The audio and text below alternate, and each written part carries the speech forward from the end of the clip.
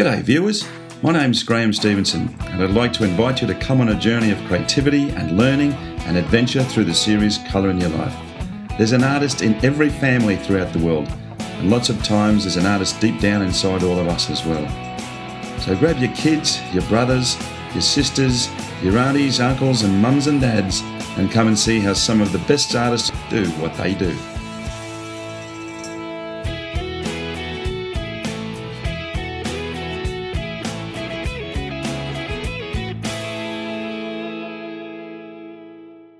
Well, hi folks, and welcome back to Colour in Your Life. Well, we are in Lennox Head today, which is a little seaside town in northern New South Wales, and we are in the studio of a very talented lady, Christine Reid. Nice to see you. Thank you very much for being on the show. Now, Christine actually was a physician for 41 years, and obviously always in that time period had an absolute hankering to want to be an artist as well. So after 41 years, you just said, that's it, I'm going to be an artist. Tell me a little bit about that decision that you made. Well, I always had a bit of a split personality in that at school I did art and science. Loved both. I did my medicine, and then as I was getting towards the end of my career, which I was very happy with, yes, I thought, this is it, I'm going to make a bit of a change. We moved, I built a studio, and I've done this transition, which is absolutely thrilling to me to be able to be an artist after all this time. That's fantastic, and I can see a great influence of Margaret Olley in a lot of the pieces that you do, and the one that we're going to do today is that as well. Yes. And you've travelled extensively throughout the world, and you take people away on tours to film. So your whole life has changed from obviously, writing prescriptions to writing airline tickets to go away with people, which is pretty cool. Yes, indeed. Although I have to say, even when I was travelling as a physician, I did get to travel the world because I lectured in lots of different countries, and I was thrilled by all of the patterns and decorations and art that I saw there. That's fantastic. Well, we're going to do a still life today, and very exciting. She's a very talented woman. I'm going to step out of shot, as we normally do, and I'll let you take over. Thank you, Graham. Great stuff.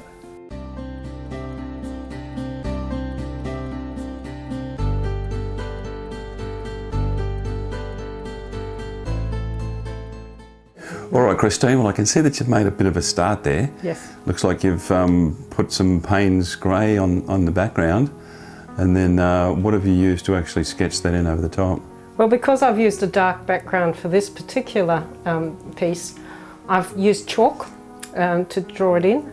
If it's a lighter background, I might use just paint to do that. Then you've got your palette set out there? Yes, so what I've got here, because I'm going to be doing this brass bowl, I have favourites, if you like. There's the golden, this is one of my go-to paints, quinacridone nickel azo gold. It's a nice transparent paint, and it mixes really well with the cadmium yellow medium and white and a bit of cadmium red medium, which I use on the brush pretty much all together because I like that sort of free-flowing impressionistic style. So if I've got a bit of cadmium yellow medium and white here, tiny bit of that, I just kind of have a go and see how it turns out. And then as time goes on, I'll change what I'm doing so that it sort of works. But as you can see, I'm very kind of slapdash painter. Yeah. But it works for me, and I like to get this bit done before I really start on the foliage. Yes. And I'm using the dioxazine purple in my sort of shadows and to give it a bit of definition. Some of my students tell me that I really love purple to death. Anyway, not to death, I don't think, just to life. Gives it lots of life. Well, there is a lot of purple in your work. Yes, there's a lot of purple. You'll see quite a lot of red too. Like you tell me that you enjoy red. Yes, I like red as well. Well, you've got one piece called Flowering Red. Yes, which is, I know that one. Which is a great piece. And obviously you're a fan of Margaret Olley's, and you can see the influence of Margaret in that particular type of work too. Yes, I do enjoy Margaret's work. It's a really impressionistic, decorative pattern style, would you say? I'd say so. I've always been I've been a fan of pattern all my life and decoration. I travel quite a lot to places like India and Vietnam and Colombia, and I always enjoy the colours and the patterning that I see there, and I guess I bring it home with me. It's become part of my DNA over time. So I'm going to start to work on the foliage. I'm going to use some chromium green oxide and some Prussian blue that I've popped on here. So I'm just going to chuck in some leaves, and I like the effect that I get with a mixture of colours on the brush. This particular brush that I'm using at the moment is a Rive flat stiff synthetic number 4. Okay. And I really like that length there, and the movement of the bristles is great. So, in being a physician, was there a sense of frustration for you? I mean, obviously you're a doctor for 41 years. Was art sitting in the back of your mind? Look, I never completely stopped. Yeah. I was always into art, and as I said, when I travelled, I took the opportunity to see as much as I could of the art of the region. Yes. Look, sometimes there was a bit of frustration. For a while, I attended classes at a wonderful lady in Mossman called Robbie Hodges at Focus Arts, and I really enjoyed that. But of course, when my medical career got very busy, it was hard for me to do that. But these days, you're a teacher yourself of art. You have weekly art classes. I do. I have every Wednesday. I have a drop-in class in Lennox Head, our little town here. Yes. And I have quite a few students, some of whom have done very well. I'm very proud of their achievements. That's great. I also have a Saturday class, which is on once a month, and for that I use a themed idea. So the last one I did was on travel sketching, and travel sketching is something that I love to do when I'm out and about, and I do travel still quite a lot. And in fact, I do take people on trips. Fantastic. Mostly I go to France because I speak enough French to get us out of trouble. But I've also done some of these trips to England and taken people down to Cornwall, which was great fun. And mostly, of course, it's France and here and in the local region I run with these groups. Well, it's really a very artistic family that you're involved in. Your husband's very creative as well. Yes, he is. He makes and mends surfboards, and he's very good himself at putting colour and line. He doesn't decorate them in a representational way, but I think he's pretty good with the abstract idea. Does he still surf? Oh yes, he's a veteran surfer, my man. Some of your florals I think are absolutely beautiful. You've got another piece called Flowering, and the colours in them are just so striking. It's very kind of you to say those very nice things, Graham. Sometimes it's funny being an artist because, you know, you are sitting in your studio a lot of the time on your own, and it means that you don't get a lot of feedback. So actually having some feedback is very nice. Right, so what I'm going to do now is I'm going to wipe off some of the chalk that I've got on this canvas because it's kind of a bit in my way, and it's a useful guide, but I don't really need it anymore. And this is one of the beauties of acrylics, of course. They dry fairly quickly and you can play with it. So I've got a nice bright clean canvas, and I've got a piece of chalk here because I've decided it needs more, so I'm going to put in a little bit of a landscape. I often do that. I call these my fantasy still life. So I'm going to draw in a little bit of a hill into the background, and I'm going to imagine that there's a bit of a river here. I mentioned that I like decorative style of painting, and the Japanese are very good at putting a bit of landscape or a bit of a river in. And the other thing that I think is that there's it's a bit boring in here, And I often use birds, and I have a little collection of birds that I've drawn and cut out. And I'm just going to pop a bird on here with a bit of blue tack, useful stuff blue tack. And just, you can move it around, you see. You can say, where would I like this bird? So I'm going to just pop him there. I'm going to maybe just pop in a bit of purple, the old favourite purple, perhaps with a little bit of touch of white. And I'm just going to fill in a bit of the background. So just make it into a bit of a fantasy still life. Fairly roughly to start with. Yeah, I think your florals and your still lifes are just beautiful. They really are. You've got one piece called Autumn Colours as well. Oh yes. That's a beautiful piece too. Now another thing that you do as well is you take people overseas. I mean, as you just said, you speak French, and you do trips with people to Provence as well. Yes. Which is a beautiful place. I've been there a few times myself, and there's some other exotic, wonderful locations where people paint, which is just great. Yes.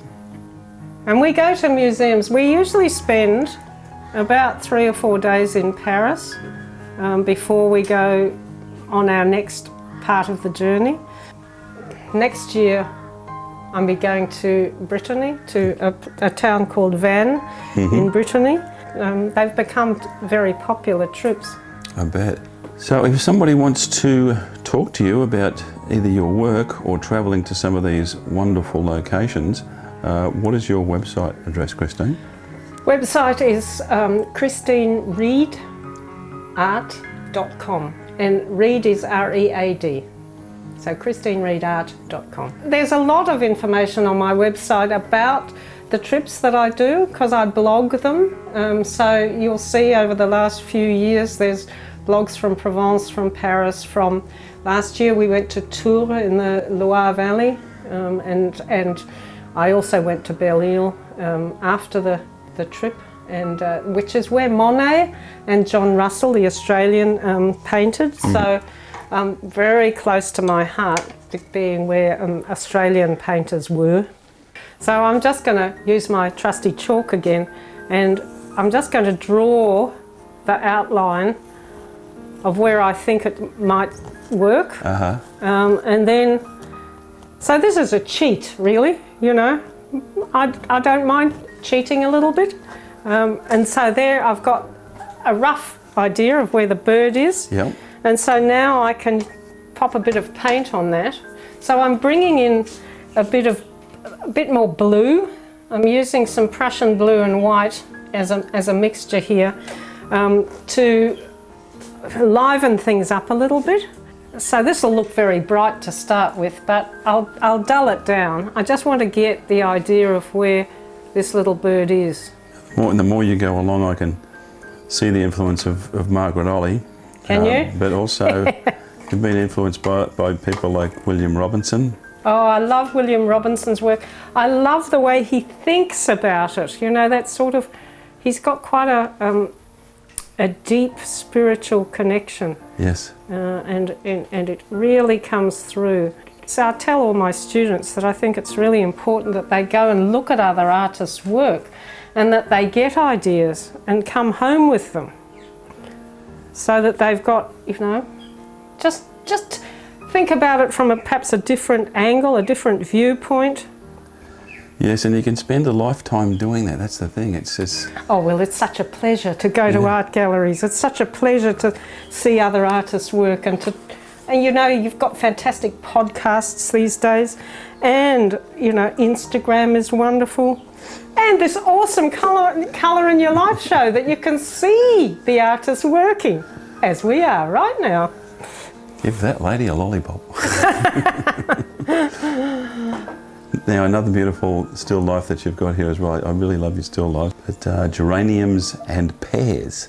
Ah, yes. Which is a great piece too. Yes. Well, I think like a lot of artists, I mean, Monet was great at this, but like a lot of artists, I get a lot of inspiration from my own garden.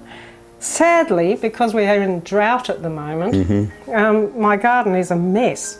But I still can go around and find something that's in flower And the geraniums, the red geraniums in my garden, really, they make me happy. They kind of come to life and they'll liven up a painting. I enjoy putting fruit into my work as well. It's part of flora, I guess. Yes, they're very beautiful. And Australian natives. And I have a Banksia tree right outside my studio here, and I have heliconias, and I have interesting... I'm now growing succulents all over the place because it's so dry. Now you've got some other images here from your trips overseas to Europe, which you take people and do painting tours, which is really, really very cool. And you've got a sketch that you've done of Montparnasse. Yes, Montparnasse. So I call them French art and culture tours, so that I'm actually trying to give people a little bit of culture, French culture, as well as art. We do look at a lot of art that's available to see, and I give people a visual diary to travel with and encourage them while they're on their journey to paint and draw. And what I do are pen and wash sketches. And also pictures like Notre Dame after the fire, which you've obviously been there quite recently then, if that's the case. Yes, the fire was in April. We were there in early June. There was that grand old church with its scaffolding, looking a little sad. But, you know, it's an interesting picture to have those cranes next to it. I usually have a little exhibition of my sketches when I return and sell them. But you do a number of landscapes as well. There's one you've got called A Quiet Place. I love to document the places that I've been to that give me a feeling for a place. As I say to my students, a painting or a sketch is worth in many ways a lot more than a photograph, because with a photograph you just take it and it's done, and then do you look at it again? Well, sometimes you do, sometimes you don't. But if you actually do a painting or a drawing of a place, it's got memories for you. You actually remember where you were. You remember the weather that was there happening at the time, whether it was raining or not. You remember the sounds. I try to put that into my landscapes. I try to put that feeling that I have at the time into my landscape as well. Yeah, you've actually got a picture called Bush Sounds. I know exactly where that was. My mother used to, when she was alive, she lived at the last part of her life in a beautiful place that looked onto a bush reserve. And I used to go down there, and that was one of the places that I painted when I stayed with her. So now I'm getting to a point in this painting where I don't want the chalk anymore, so I'm going to rub it out. And I don't know exactly where it's going to go at this point in time, but I've got enough information that I can work with and stand back from it and have a look at it and think, well, you know, it's okay, but it needs more detail at this point. So I'm going to use a bit of a finer brush, and I'm going to kind of put in a bit more detail. I'm just using a bit of Prussian blue and a bit of purple. And I'm just going to sort of tidy up some of these leaves. So I'm not a realist painter, but I like to get, you know, a bit of an idea that there's something real happening. Maybe I'll pop in a little bit of a shadow there. And I often use my fingers to sort of smudge things out a bit, just because I don't want them to look too obviously designed, and that helps to give it a bit more, just a bit more depth. Mm-hmm. I actually prefer the immediacy of just fairly rough, impressionistic style brushwork. Yeah, you've got another piece called Still Life Noir. Yes, Which is really... So that one's like a bit like this one with a very dark background. If I've got a stalk or something that I really want to be thin, I'll sometimes paint back in, like I am here, to give it a finer look. So I'm just using the same colour as I have in the background to just clean that up a bit. I think people get a bit anxious about the fact that they feel that they've got to make everything perfect first off. Yes. Well, I don't suffer from that syndrome. So I wouldn't get any paintings finished if I suffered from that syndrome. Also, as I said before, you've got some great landscape pictures as well, and paper barks. There's a beautiful piece. The colours in that are just extraordinary. They're at the bottom of my street, those paper barks. Yeah, they look great. And also Lennox Sunrise, and that's a piece that really has got a lot to do with you living in the area as well, and being involved with the Lennox Art Collective. Yes, so the Lennox Arts Collective is my home, my family, really. There are a group of artists, 8 of us.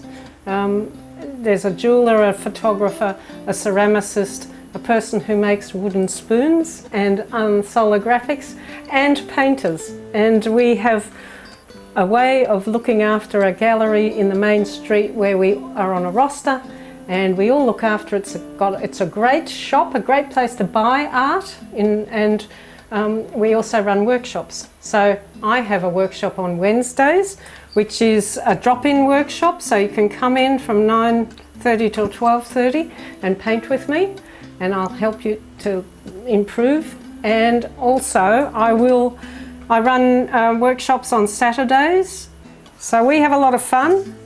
And you know, I have a lot of people who come and discover their inner creative self, people who have been somehow looking for something, and then they also meet another group of people who are interested in the same things. So. And it really is a beautiful area, Lennox Head. It's just glorious. I mean, our show crosses the world these days, so if anybody wants to get on a plane and come to Australia, Lennox Head's a good place to go to. It is indeed. And we've had a great day with you as well, Christine. It's been wonderful to talk to you. A physician that decided to get in touch with her creative side, which is fantastic. Thank you. It's been absolutely delightful. All right, guys, another fantastic day here at Lennox Head.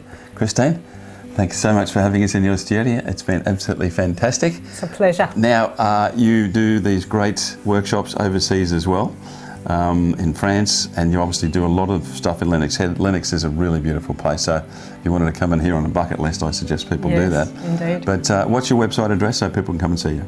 ChristineReedArt.com. That's excellent. And come in and have a look at Christine's work. She's fantastic. If you want to purchase some, that's wonderful as well.